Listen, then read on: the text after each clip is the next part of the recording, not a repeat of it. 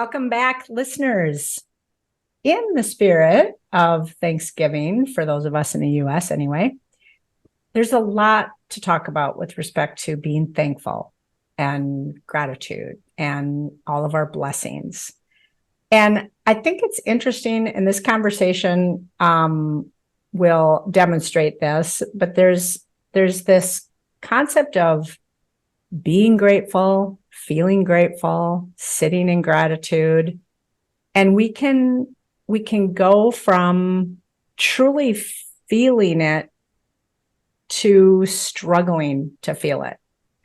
And I think it's all about how we approach it, how we look at it. And when you think about gratitude, it's a very powerful feeling. I mean, for those of you that think about vibrations, from a vibration perspective, it's way up there with love. And so to feel gratitude serves us so well. So I want to talk about how we all do gratitude, how we all feel gratitude or sit in gratitude, and just our different practices. Because when I think about my own practices, they are all over the spectrum as well. And I want it to feel authentic every time. And now with Thanksgiving coming, right, we think about it in terms of, oh my gosh, we're going to be with family and with friends. And it becomes this time of year that's the focus.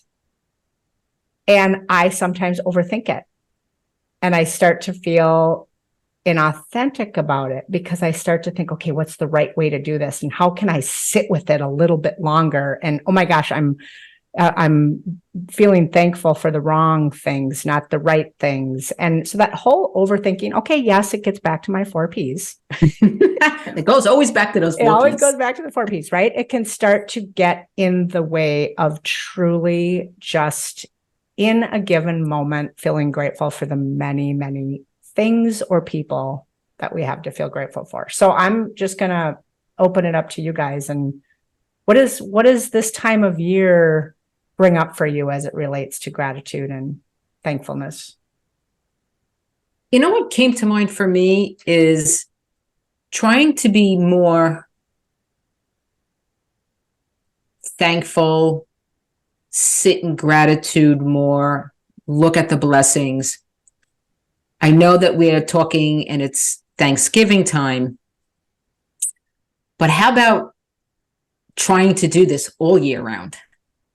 Love it. Yep. Because let's face it, we fall into the trap of Thanksgiving is to be thankful. New Year's are for New Year's resolutions, like all of those kinds of things. And sometimes we realize that we could be doing this all year round when we are faced with trauma or we're faced with an illness or death in the family or something, right? And then we sit here and we're like, oh, we should be more thankful. We should really honor our blessings and our gratitude. And I actually struggle with this. I'm going to be very honest. I struggle with this because I go negative instead of positive right away, especially when I try to meditate and journal in the morning. But I do struggle with this around Thanksgiving time or the whole month of November because it was my mom's birthday in November. My mother passed away in November. And I ended up getting diagnosed in October. And my first Thanksgiving, the entire family was over. I was losing my hair. And I kept saying at times, this sucks. What's to be grateful for? What is the blessing here? What am I thankful for? And all of those kinds of things go through your head, But I did stop and realize that weekend that, look, I'm surrounded by my family. I'm so grateful that they all came to Thanksgiving and they did everything. And we sat around the table and we laughed and we cried and we did all the emotions, And I did something that they all looked at me like I was crazy. And I'm like, well, we're going to do this, whether you like it or not. And we're going to go around the table and say one thing you're thankful for. I know that the kids are adults. All the kids are grown-ups, you know. And my father was like, really? I'm like, yep, we're doing it. You know, so sometimes that perspective when you are faced with your own mortality is when the light bulb goes off. I love everything you said there too, Dina, because two things came to mind that when it becomes a should, which it does at Thanksgiving time, Right. it's a little harder. And then when Yes. you pile on top of that, all of the things that we're pushing ourselves to do, prepare the meal, entertain all the guests, like if it gets to be a Right. little too much, it's like, yeah, what the hell do I have to be thankful for? I'm not going to force it, right? Right. But the thing that you just made me realize, and I love that you did that when last 2 Thanksgivings ago now, I never see my parents at Thanksgiving. They're 3 hours north. I shouldn't say never. It's been many years, right? So after that Thanksgiving, it was Ken and I usually have everyone over to our house and it becomes a very big to do. That Christmas, I said, with my parents there, we're going to go back and do a little Thanksgiving kind of thing. And we're going to go around the table at Christmas breakfast. We did that one thing you appreciate. Because I wanted to do it. I wanted a do-over. I wanted a do-over. So I love that you did that as well. That's cool. Yeah. So Marla, what does it bring up for you? Well, I don't know what this says about me. So, but I tend to have this nature when I sit in it for a while and it's like, oh, all these things are going really well for me and I'm feeling so blessed and grateful. The challenge that comes up for me is sometimes, not always, but sometimes I also have that little aching sense of, oh, things are going a little too well and something bad's about to happen now. What's the other shoe that's going to drop? Or so it's like it's this cloud that doesn't let me feel the full joy of the gratitude, because it's like, oh, don't get a little too happy or a little too grateful, because then like lightning's in a strike or something. But so anyway, I have to really balance it. So I think it's better if I can like take it in smaller chunks of, I feel grateful for this moment and this day, and then I move on and I can enjoy it without the pending doom cloud coming and ruining it. So I have to really mind my mind on that, and that's it's something I'm aware of, and it's something that I have to work through, but it is a challenge for me. Interesting. And it's almost like, yeah, joy becomes a little scary. Yeah. It can be like, because Marla, you are not alone with that. I have heard that a lot, whether it's from friends, family, coworkers, clients, it doesn't matter.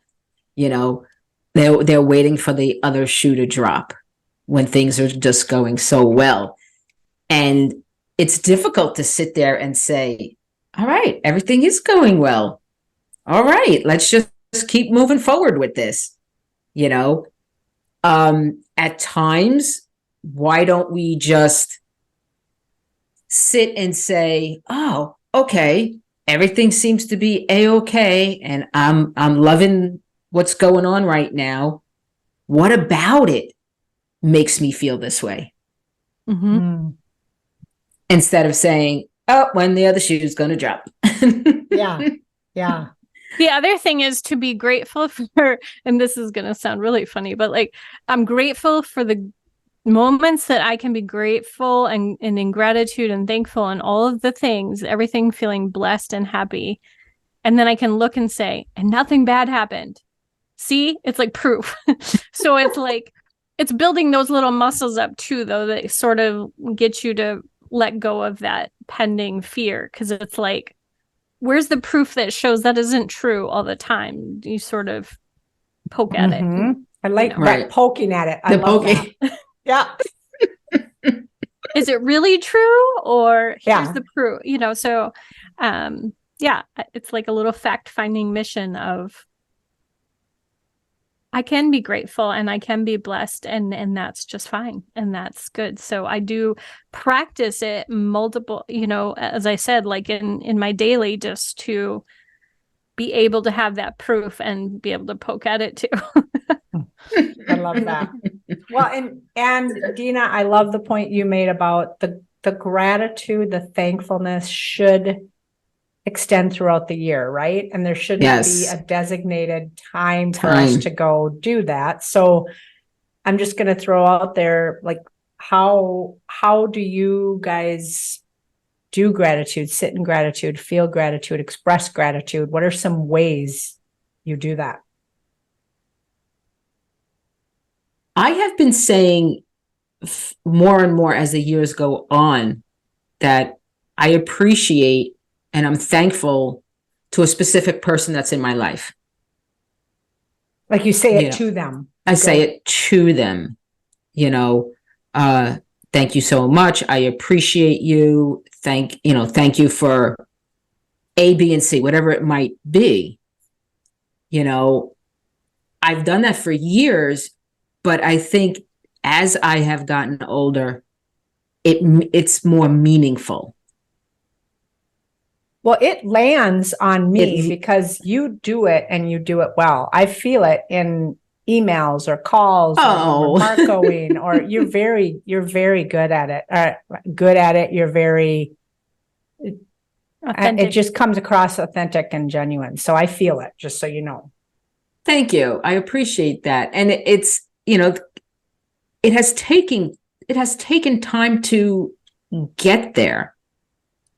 I'm sure we can go into totally different episodes, but in regard to that is learning that as you go through life.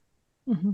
I think when you go through the trials and tribulations of life, you decide what's important to you and what's not important to you, what serves you, what doesn't serve you, what you're thankful for. And, there are things we're not thankful for. Let's face it. Mm-hmm. We're not. Mm-hmm. And I really want our listeners to know that it doesn't take a life-altering situation to get you to that point. It might, people do I'm going to say it like it, people do wake up when they're faced with something. Mm-hmm. And some people are I'm just grateful for life itself, So, and I'm sorry, Maggie, but the point I want to make is for the listeners is to realize, take your time with this. This is also a practice. Mm-hmm. Absolutely. It's something that if you want to do this, you start small steps, like how do you do gratitude? Like you asked, I sit when I do my 5-minute meditation and I think about what I'm grateful for, what I'm thankful for, what are my blessings, and I also do something at night in my journal where I ask 3 questions. What did I laugh about? What did I accomplish? And the last one is, what am I thankful for? And it could be just one word. Mm-hmm. And we were kidding around before, and it could be Bobby, my husband. There's his name.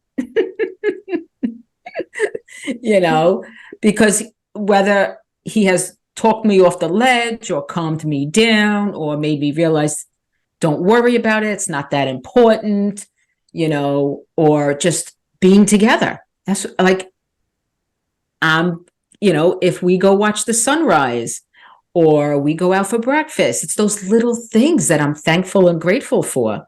And I will say, breakfast with Bobby. Mm-hmm. I love that.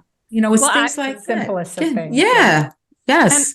And I think that's so true, Dina, because really what you're describing there is how I see it too, is that it's that you're being present in the moment with something. Mm-hmm. It's that very simple, like I'm sitting on the deck or I'm sitting, it's like all it takes is to be present in that moment and then feel that gratitude.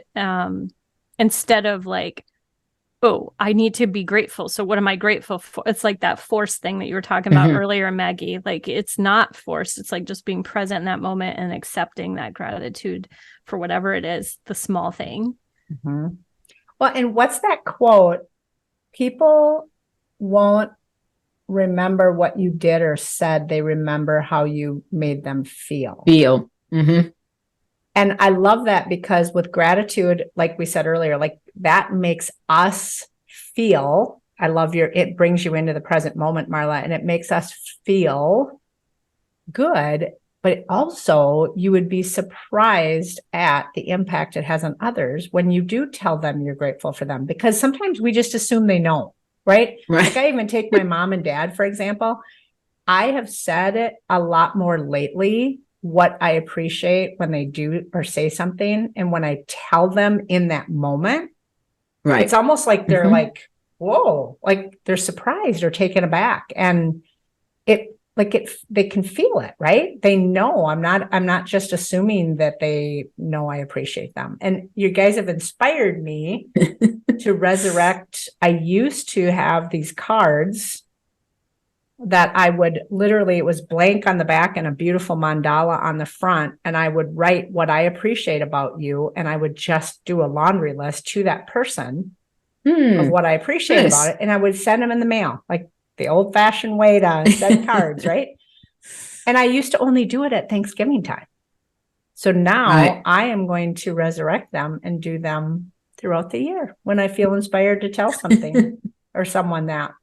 Well, I love that, Maggie. And it reminds me of something we used to do, and this more at Christmas, but we did this a couple of years where like my parents or my parents-in-law or different family members, even myself, my husband, and our kids, we wrote each other letters. And it wasn't necessarily like I appreciate or grateful for you. It was just like whatever you wanted to write about. It didn't have to be that formal, but my dad has now passed away several years ago, and I still have that letter that he wrote to each of my kids. And that is like one of the most cherished gifts I'll ever have. So it's like the simple little things. And it, like you said, Dina, it could be all year round. But if you just write it down once in a while and send it, it's cherished. And I try to do that in even a more informal way, but even texting friends from time to time, or like you said, Maggie, in the moment, tell my kids or my husband, I really appreciate that you did